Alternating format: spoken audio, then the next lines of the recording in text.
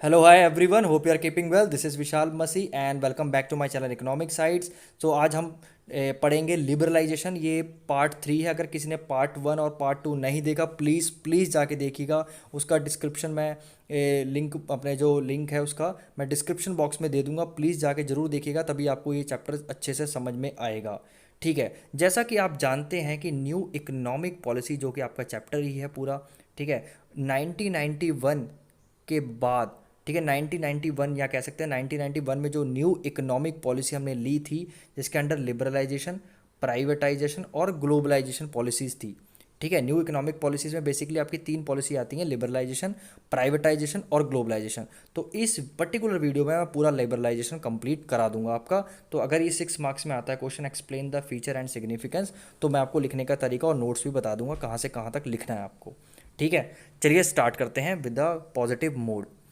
Okay, तो what is meaning of liberalisation? देखो, liberal मतलब क्या होता है? फ्री करना, है ना। फ्रीडम होनी चाहिए, हर कोई फ्रीडम पसंद करता है। ऐसे ही इकॉनमी भी फ्रीडम पसंद करती है, तभी ही ग्रो करे। कोई जब तक आप उसे फ्री नहीं करोगे तो उसे ग्रो वो नहीं करेगी, लेकिन एक हद तक, वो भी आपको पता है। ठीक है, वही चीज़ उन्होंने गवर्नमेंट ने इकोनॉमी में लाना शुरू की। इकोनॉमिक लिबरलाइजेशन एक ऐसी पॉलिसी थी जिसमें वो डी रेगुलेट कर रही थी। डी रेगुलेट डी गवर्नमेंट जो है डी रेगुलेशन कर रही थी। अब डी रेगुलेशन का मतलब क्या है? देखिए, जब भी आपको कोई कंपनी खोलनी है ना मार्केट में, मान लो ये कंपनी है और आपको ये मार्केट है, ये पूरा मार्केट है, आपको अपनी कंपनी इस मार्केट में ले जानी है, मतलब कंपनी स्टार्ट करनी है बेसिकली।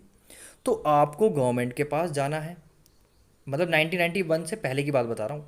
गवर्नमेंट से परमिशन लेनी है, गवर्नमेंट को बहुत सारे पैसे भी देने पड़ेंगे, करप्शन भी आएगा, टाइम भी लगेगा और बहुत ज़्यादा मेहनत करनी पड़ती थी। ये सब होता था। तो आपका जो प्लान था कंपनी खोलने का, यहाँ तो आप इसमें घुस जाइए। ठीक है, बहुत सारे इश्यूज थे, बहुत उसको सॉल्व करते हुए सबकी परमिशन ले लीजिए और आप क्या कर लीजिए, मार्केट में आ जाइए। एक तो तरीका ये था। या फिर आप इसे कंपनी को खोलिए मत, यहाँ पर आप कंपनी को खोलिए मत। तो बहुत से लोग जो कंपनी खोलना स्टार्ट करना चाहते थे, स्टार्टअप करना चाहते थे, तो सोचिए अब स्टार्टअप के लिए थोड़ा जो है मार्केट अच्छा हुआ, लेकिन पहले ऐसा नहीं होता था। ठीक है, अलाउ ही नहीं करती थी गवर्नमेंट 1990 से पहले, 1991 से पहले बेसिकली। ठीक है, तो जब डॉक्टर मनमोहन सिंह जो उस समय फाइनेंस मिनिस्टर थे, उन्हें लगा यार ये तो बहुत गलत चीज़ है। जब इंडस्ट्रीज नहीं होंगी, लोगों को रोज़गार नहीं मिलेगा, तो एम्प्लॉयमेंट नहीं बढ़ेगी, तो इनकम नहीं होगी, तो कैसे काम चलेगा। बिल्कुल सही बात थी। ठीक है, तो उन्होंने ये सब जो लाइसेंस आपको लेना था ना गवर्नमेंट के पास जाके, ये सब बंद कर दिया। बस कुछ ही कंपनीज थी जिनको गवर्नमेंट के पास जाके लाइसेंस लेने की ज़रूरत थी, वो मैं बताऊंगा आगे अभी। ठीक है, आई होप नाउ आपको समझ में आ गया होगा कि आपका रेगुलेशन क्या होता है। बेसिकली जब आपको कुछ भी करने से पहले किसी की परमिशन लेनी पड़े ना, तो वो आपका रेगुलेटर है बेसिकली। तो आपको गवर्नमेंट के अंडर रूल्स वो सारे फॉलो करने पड़ते थे, चाहते हुए भी ना चाहते हुए भी। तो वो सब हटाएगी गवर्नमेंट, तो वो होती है हमारी एक liberalisation. So economic liberalisation is a policy of deregulation of different segments of the economy. और रेगुलेशन कौन करता था? गवर्नमेंट करती, तो वही अब इसे डी रेगुलेट करेगी। ठीक है, यहाँ से और अच्छा समझ में आ जाएगा आपको। बेसिकली देखिए, ओके, यहाँ से और अच्छे समझ में आ जाएगा आपको। ये देखिए, the different sectors of the economy, okay sorry, okay, different sectors of the economy were to be freed from the various control, licence, permit, दुनिया भर की चीज़ें करनी पड़ती थी। अब उससे आपको निजात देने वाली थी गवर्नमेंट 1991 के बाद, और हुआ भी।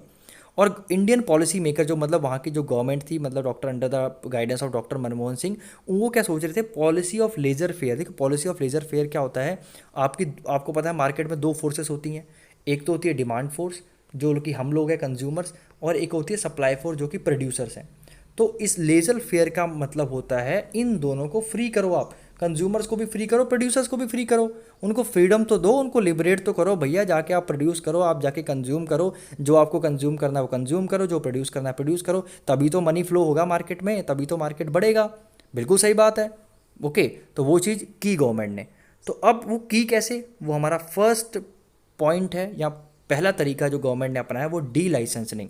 मतलब आपको लाइसेंस लेने की ज़रूरत नहीं है, सिर्फ एक्सेप्ट 5 इंडस्ट्रीज़ में, वो आगे मैं नाम बताऊंगा इसी पॉइंट में, वेट करिए। फाइन, तो डी लाइसेंसिंग सिंपल में आपको समझ में आ गया होगा कि पहले आपको इंडस्ट्री की एग्जिस्ट पहले इंडस्ट्री आपको अगर आपको बनानी है तो बहुत सारे लाइसेंस सिस्टम होता था, बहुत सारे परमिशंस लेनी पड़ती थी, है ना। गवर्नमेंट उनको रजिस्टर करती थी, फिर उनको लाइसेंस प्रोवाइड करती थी, तो बहुत ज़्यादा दिक्कत थी। तो उसकी वजह से क्या होता था बेटा, उसकी वजह से एक तो डिले होता था, देखिए डिले होता था, करप्ट प्रैक्टिस से स्टार्ट हो जाती थी, अननेसेसरी हर्डल्स होते थे, गवर्नमेंट इंटरफेरेंस बहुत होते थे, ठीक है। तो वो गवर्नमेंट ने हटाने शुरू कर दिए। और आपको पता है कि जब गवर्नमेंट का इंटरफेयर होगा तो बहुत सारी चीज़ें जो कि गलत चीज़ें होने लगती हैं, जैसे आपको बहुत कॉस्ट लग जाएगा आपका, ठीक है, आपके इंडस्ट्रियल वीक हो जाएगी, ठीक है, बहुत सारे ब्यूरोक्रेटिक रेड टेपिज्म में आप फंस जाओगे, ठीक है, आपके डिले हो जाएगा आपके इन्वेस्टमेंट डिसीजंस में। तो ये सारी प्रॉब्लम्स थी, इन सबको प्रॉब्लम्स को देखते हुए गवर्नमेंट ने डी लाइसेंसिंग लिया और गवर्नमेंट ने बोल दिया कि आपको अब इंडस्ट्री खोलने के लिए कोई हमसे लाइसेंस की ज़रूरत नहीं है, एक्सेप्ट एक्सेप्ट एक्सेप्ट सर जी वेट, एक्सेप्ट सिर्फ ये 5 चीज़ें को। एक अल्कोहल, अगर आपका दारू का बिजनेस है, सिगरेट है, अगर आप सिगरेट में कुछ आप डील करते हो, सिगरेट आप प्रोड्यूस करना चाहते हो, हार्जस केमिकल्स मतलब harmful chemicals, defence equipment and industrial explosive. ये 5 तरह की जो industries were only have to take the licence और permit from the government before starting the business. Okay, next topic is that is relaxation in or next feature is relaxation in controlling monopolies। देखिए इसमें एक act की बात की गई है, वो एक्ट बहुत बहुत इंपॉर्टेंट है। इंपॉर्टेंट क्या मतलब, बड़ा खतरनाक एक्ट होता था वो, MRTP। ठीक है, MRTP के अंडर क्या होता था, अगर किसी भी फर्म की 100 करोड़ के असेट्स हैं या उनके पास संपत्ति है, बेसिकली उनके जो असेट्स हैं, जो प्लांट मशीनरी की वैल्यू है, अगर 100 करोड़ है या उससे ज़्यादा है, तो वो बस कुछ ही इंडस्ट्रीज़ में एंटर कर सकते हैं और उनको उसके लिए परमिशन भी लेनी पड़ेगी। देख लीजिए साफ साफ यहाँ पे लिखा है, under the MRTP act all the firms with assets above certain amount, 1985 तक इसे 100 करोड़ रखा गया था, मतलब जिसकी 100 करोड़ या 100 करोड़ से ज़्यादा हैं were permitted to enter selected industries only. कुछ ही इंडस्ट्रीज़ में वो जाके एंटर कर सकते हैं, कुछ ही इंडस्ट्रीज़ में ही वो इन्वेस्ट कर सकते हैं या कुछ ही इंडस्ट्रीज़ में ही बिजनेस चला सकते हैं। They were required to take and they were required to take approval of the government for any investment proposal. और दूसरी बात है, उनको उसके लिए भी परमिशन लेनी पड़ती थी। तो देखिए कितनी बुरी बात है। पहली बात तो, अगर आपके पास 100 करोड़ के असेट्स अगर आपके पास हैं या उससे ज़्यादा हैं, तो आप पहली बात तो बहुत सिलेक्टेड इंडस्ट्रीज़ में एंटर कर सकते हैं, पहली दिक्कत। और दूसरी दिक्कत है, उसके लिए भी परमिशन चाहिए। तो भैया कितना मुश्किल था इन्वेस्टमेंट, अगर आपको अगर करना भी है, अगर आपका मन भी है मार्केट में इन्वेस्टमेंट करने का, तो it was creating a lot of problems. So this was abolished और this you can say relax to further, इसे बहुत काफ़ी रिलैक्स कर दिया गया था। This monopolies have been relaxed and this act was you can say regulated, or you can say this was relaxed in order to promote the, you can say the investment in the economy. ठीक है, तो अब आप, I hope आपको समझ में आ गया होगा। तो आपको क्या लिखना होगा, तो यहाँ तक आप यहाँ तक लिख सकते हैं। ठीक है, so in order to deregulation more effective restrictions on the functioning monopoly have been relaxed.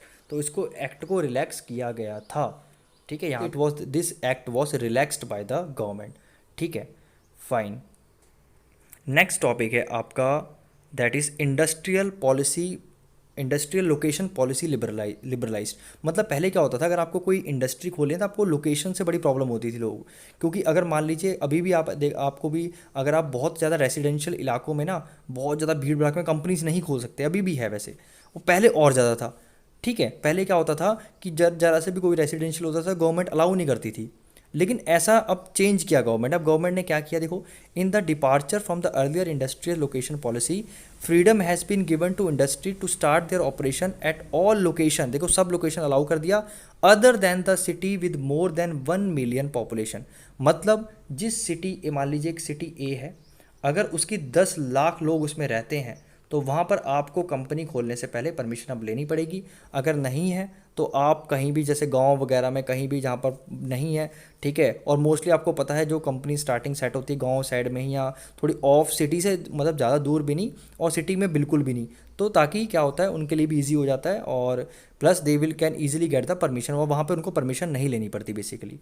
तो ये हट अब रूल बना दिया कि अगर आपकी मतलब 10 लाख अगर उसमें या 10 लाख से ज़्यादा लोग रहते हैं आपको, ठीक है, तो तभी आपको क्या है, आपको परमिशन लेनी पड़ेगी, otherwise there is no need of you can say permission from the government. तो आप देख पढ़ सकते हैं, ठीक है, in the departure from the earlier industrial location policy, freedom has been given to industry to start their operation at all location other than the cities with more than 1 million population. तो आप ये word आपको याद रहेगा, 1 million, 10 lakh population होगी किसी city की, वहाँ नहीं खोल सकते, नहीं तो आपको कोई मना नहीं है, ठीक है। देखिए कितने अब फ्रीडम मिल रही है, ओके, ये बहुत ज़रूरी था।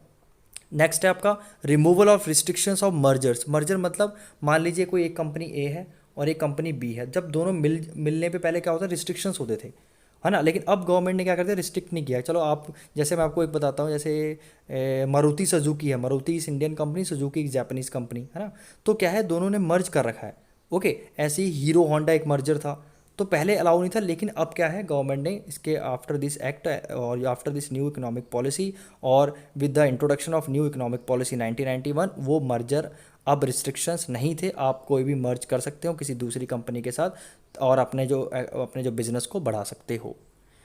नेक्स्ट है हमारा liberalisation of the capital market. देखिए कैपिटल मार्केट क्या होता है, कैपिटल मार्केट हैज़ बीन, मतलब आपका जो जहाँ पर आप शेयर मार्केट, नहीं आपने सुना होगा शेयर मार्केट्स खरीदते हैं, स्टॉक खरीदते हैं, वो उसको बड़ा फ्री कर दिया कि अब कंपनीज अपना जाके अपने जो शेयर्स हैं लोगों को बेच सकती है। वो मार्केट पूरा सेटअप किया, उसे लिबरलाइज किया, उसे फ्री कर दिया कि कंपनी सब जब अपने शेयर्स बेचेंगे तो कंपनीज को फ़ायदा वो मिलेगा, कैपिटल मिलेगा, पैसा मिलेगा, और उस पैसे को वो री इन्वेस्ट करके अपना बिजनेस बड़ा कर सकती है बेसिकली। लेकिन लेकिन उसके रेगुलेट जरूर करेगी उसको एक बॉडी जो है SEBI, securities exchange board of India. अब ऐसा क्यों हुआ, क्योंकि बेटा पैसा तो लोगों का ही लगा है ना, हम लोगों का पैसा ही तो है। वहाँ अगर वो खा कंपनी कब बर्बाद हो गई कल के दिन, या वो बहुत ज़्यादा क्या कह सकते हैं कि बैंकरप्ट होगी, तो पैसा तो लोगों का ही डूबेगा। इसके लिए रेगुलेट करने के लिए उसको रेगुलेटरी बॉडी बनाई गई, सेबी या securities exchange board of India. तो कैपिटल मार्केट जो शेयर मार्केट है उसे कौन रेगुलेट करता है, सेबी। ऐसी बेटा इंश्योरेंस जो कंपनीज है ना, इंश्योरेंस कंपनी, उसे कौन रेगुलेट करता है, आईआरडीए, ये पता होना चाहिए, इंश्योरेंस रेगुलेटरी डेवलपमेंट अथॉरिटी, ये उसे रेगुलेट करती है। ऐसी बैंक्स को कौन रेगुलेट करते हैं, आरबीआई। बैंक्स का कौन रेगुलेटर है, आरबीआई। ऐसे सब डिफरेंट डिफरेंट चीज़ों के रेगुलेटर्स होते हैं इकॉनमी में। तो स्टॉक मार्केट का, शेयर मार्केट का रेगुलेटर तो रखा, लेकिन इसको एक फ्री भी किया कि आप जाके अपने कंपनी वाले अपने शेयर्स बेच सकते हैं, डिबेंचर्स बेच सकते हैं लोगों को। फाइन, शेयर मुझे आपका आई होप कि सबको पता होगा शेयर्स होते क्या हैं। नेक्स्ट है फॉरेन एक्सचेंज मार्केट रिफॉर्म्स। ठीक है, फॉरेन एक्सचेंज मतलब फॉरेन एक्सचेंज, आपको पता है ना कि अगर आपको ट्रेड करना है किसी दूसरी कंट्री के साथ, तो आपको क्या करना पड़ेगा, अपनी करेंसी को चेंज कराना पड़ेगा basically. If you have the, you are Indian, आपको बिजनेस करना है किसी person sitting in the United States, जो कोई person who sitting in the United State, if you want to deal with him, so वो क्या कैसे पॉसिबल होगा, जब आप डॉलर्स खरीदेंगे, है ना, डॉलर्स में ही आप एक्सचेंज कर सकते हैं, डॉलर में ही फॉरेन ट्रेड कर सकते हैं। तो वो उन्होंने क्या किया, रिफॉर्म्स लाए उसमें। Okay, this reform has been introduce in the foreign exchange, flexible exchange rate has been introduce, मैं भी समझाता हूँ क्या है ये। Flexible exchange rate has been introduce under which exchange rate is determined by the market forces. The Reserve Bank of India helps only to ensure that there is no extreme fluctuation. अब देखो मैं आपको समझाता हूँ, simple सी बात है, ठीक है। 1993 से पहले बेसिकली हमने क्या किया था, फिक्स किया था कि हमारे जो $1 है ना, $1 है, जो $1 है, $1 की वैल्यू रुक चाहिए, $1 की वैल्यू है ना आपकी, for let suppose for example 21 rupees, हमने मान लिया कि 21 रुपीज़ थी, मान लिया कि 21, हमने हिपोथेटिकल ले लिया, तो फिक्स होती थी। अगर आपको ट्रेड करना था तो आपको 21 रुपये में ही, मतलब 21 रुपये गवर्नमेंट ने फिक्स कर दिया था। अब ऐसा होता, अब होता क्या था कि जो बाहर की कंपनीज, उनको लगता था कि ये इंडिया के रुपीज़ की तो बहुत कम वैल्यू होनी, मतलब बहुत वीक इकॉनमी है, 21 रुपये इतनी स्ट्रॉन्ग कैसे कैसे कर रहे हैं, ठीक है, तो वो ट्रेड नहीं करते थे हमारे साथ, ठीक है। तो गवर्नमेंट ने अब वो फिक्स्ड सिस्टम हटा दिया, उन्होंने क्या कर दिया, फ्लेक्सिबल एक्सचेंज रेट, मतलब अब चेंज होती है। देखिए अब 1993 से ना इंडिया की जो एक्सचेंज रेट है रोज़ चेंज होती है। आपको पता है, आप रोज़ हमारी जो डॉलर की वैल्यू चेंज हो जाती है रुपीज़ में, आज 74 है तो कल 74 5.6 हो सकती है, या उससे अगर मजबूत होगा तो नीचे चली जाएगी 72, है ना। तो ये है, अब चेंज होती रहती है। Why? To ensure the proper business, ताकि बिजनेस अच्छा हो सके। जब बाहर की कंपनीज को लगेगा कि हाँ हमें इसमें से बेनिफिट मिल रहा है, बेनिफिट तब कब मिलेगा जब हमारी करेंसी की वैल्यू थोड़ी कम हो जाएगी बेसिकली, ठीक है, उन्हें उन्हें लगेगा ऐसा तब तो, ठीक है। तो I hope I am very very clear with this. तो बस आरबीआई ने कंट्रोल हटा लिया इसमें, आरबीआई ने बिल्कुल कंट्रोल हटा लिया। आरबीआई बस ये देखती है कि एक्सट्रीम फ्लक्चुएशन ना हो। ये नहीं हो रहा कि आपका $1 सीधा 100 हो जा रहा है, फिर अगले दिन ही सीधा आपका 80 हो जा रहा है। तो जब बहुत ज़्यादा फ्लक्चुएशंस होती है ना, तो कोई भी फॉरेन ट्रेड करना मुश्किल होता है। तो एक उसमें बैलेंस रखने के लिए उसको, ताकि ज़्यादा, क्योंकि अगर आपको लगेगा कि यार अभी ₹100 है, कल के दिन 80, तो आप एक दिन वेट करोगे, या फिर आप सोचो अरे नहीं अब 3 दिन बाद करूँगा ट्रेड, क्या पता 60 हो जाए, है ना। तो फ्लक्चुएशंस में फॉरेन ट्रेड करना मुश्किल होता है। ओके, या तो आपको बहुत ज़्यादा लॉस हो जाएगा, यहाँ बहुत ज़्यादा प्रॉफिट होने के चांसेस होते थे। तो इसलिए बस वही जो आपके जो एक्सचेंज रेट को ना, आरबीआई उतना ही बस देखता है कि एक्सट्रीम फ्लक्चुएशन ना हो, बस मतलब बहुत ज़्यादा कम बहुत ज़्यादा ना बढ़े। रेस्ट गवर्नमेंट उसने क्या किया, फ्री कर दिया कि जो आप फ्लेक्सिबल एक्सचेंज रेट है, मतलब आपकी एक्सचेंज रेट अब रोज़ चेंज होगी बेसिकली, ठीक है। ओके, नेक्स्ट है आपका foreign trade reforms. Foreign trade reforms क्या होता है? Foreign trade policy underwent a substantial change in the wake of liberalisation. मतलब एक तरह से आप कह सकते हो फॉरेन ट्रेड में आपके टैरिफ्स, पहले क्या होता था, अगर कोई गुड मान लीजिए यूएस से इंडिया आ रहा है, तो उन्हें इंडिया बहुत सारा टैरिफ लेता था उनसे। 130% था, 130%, समझ रहे हैं, 130% टैरिफ लगाती थी गवर्नमेंट, इम्पोर्ट टैरिफ। लेकिन उसके बाद, इसके बाद लगाने का अब सिर्फ 30%, उसके बाद सीधा 100% कम कर दिया। 100% कम कर दिया, जानते हैं, 100% कम कर दिया। तो ये कुछ उन्होंने क्या किया, टैरिफ रिस्ट्रिक्शंस थे उसको रिलैक्स किया, ठीक है। The policy of the liberalisation has led to the freedom of import capital goods technology. इससे क्या हुआ, बहुत सारे जो कैपिटल गुड्स हमारे कंट्री में आए, उससे हमारी टेक्नोलॉजी एडवांस हुई और हमारी इकोनॉमी को ग्रोथ मिली। नेक्स्ट हमारा डेवलपमेंट ऑफ इंफ्रास्ट्रक्चर। इंफ्रास्ट्रक्चर आपको पता है, रोड्स बनना, पावर एंड जो पावर सेक्टर उसमें अच्छा काम होना, ठीक है, that is the development of infrastructure. तो वो हुआ, हमारे रोड्स हुआ, शिपिंग हुआ, बैंकिंग अच्छी हो गई, ठीक है। Okay, and they were also allowed, even the private sector, जो प्राइवेट सेक्टर है उनको भी इंफ्रास्ट्रक्चर में अलाउ कर दिया गया कि वो बैंक ओपन कर सकते हैं, ठीक है, they can banks, then roads, all those things, shipping companies, उन सबको भी इंफ्रास्ट्रक्चर कंपनीज में इन्फ्यूज़ कर लिया गया, ठीक है। लास्ट 9th है आपका ease of doing business. Ease of doing business, देखिए ईज ऑफ डूइंग बिजनेस आपको समझाता हूँ। 2014 में जब बीजेपी गवर्नमेंट आई तो हमारी ईज ऑफ डूइंग बिजनेस की रैंकिंग बहुत ख़राब थी। हम 140 रैंक में आते थे, बहुत पीछे आते थे।